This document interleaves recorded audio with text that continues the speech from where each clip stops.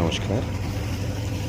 দশমীর রাতে আজ আপ্তা মিত্র ভাইদের সাথে জলপথে প্রতিমা নিরঞ্জন ঘাট পরিদর্শনে বেরিয়েছি,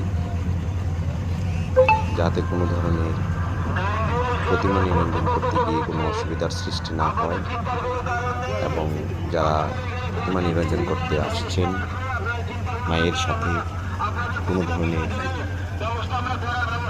অসুবিধায় যাতে ওনারা না পড়েন সেদিকে আমরা লক্ষ্য রাখার জন্য জলপথে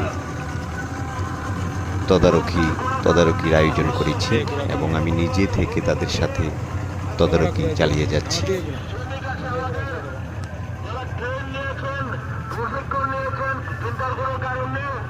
আমরা